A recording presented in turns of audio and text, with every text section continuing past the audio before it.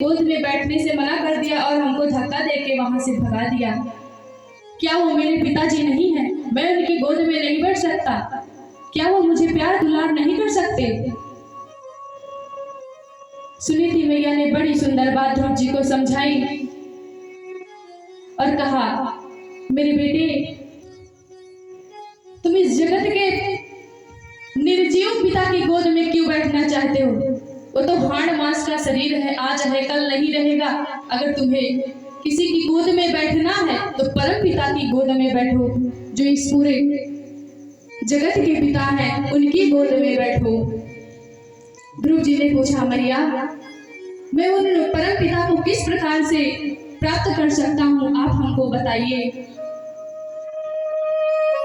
सुनीति मैया ने कहा कि अगर आप परम पिता की गोद को प्राप्त करना चाहते हैं तो आपको तपस्या करनी पड़ेगी, लेकिन अभी तुम्हारी उम्र नहीं है। लेकिन ध्रुव जी महाराज के दिमाग में बस यही एक बात चलती रही कि हम कैसे परम पिता की गोद को प्राप्त करें, हम कैसे परम पिता की गोद को प्राप्त करें। रात भर यही बात चली और सुबह होते ही ध्रुव जी महाराज जंगल की ओर चल दिए प्रभु की गोद को पाने के लिए।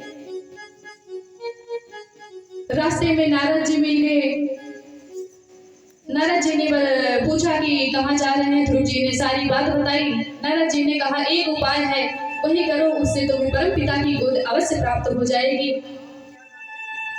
ध्रुव जी महाराज बोलेगी, हे देवर्षि, आप कृपा करके हमें वो मूल मंत्र बताइए जिससे हम परम पिता की गोद को प्राप्त कर सके। नारद जी ने कहा कि ओम नमो भगवते वासुदेवाय, यही मंत्र आप जप कीजिए, आपको परम पिता की गोद अवश्य प्राप्त हो जाएगी।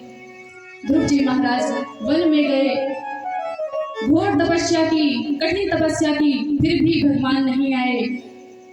अपनी सांस को रोक लिया, अन्न जल खाना त्याग दिया। जब सांस को रोका तो तीनों लोक में हड़कंप मच गया। तब सभी देवता भगवान विष्णु के पास गए और कहे, प्रभु अब आप दर्श दे दीजिए। तब भगवान विष्णु चतुर्भुज रूप में ध्रुव जी के सामने प्रकट हो गए।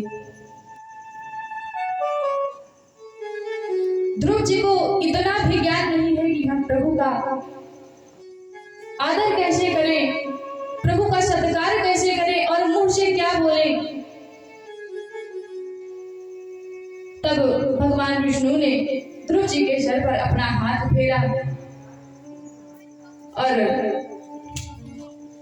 आशीर्वाद दिया। ध्रुव जी महाराज भगवान का आशीर्वाद पाकर अपने घर को आए। जिस पे भगवान की कृपा हो जाती है उस पे हर कोई कृपा करता है। आपके पास पैसा है, आपके पास गाड़ी है, आपके पास पूरा ऐशो चैन का सारा चीज है, आपके पीछे चलने वाले 10 लोग हो जाएंगे, लेकिन आपके जेब में पैसा ना हो, उसी दिन देख लीजिए आपके सगे संबंधी भी आपका साथ छोड़ देंगे। जय हो। आज वही बात ध्रुव जी के साथ हुई है।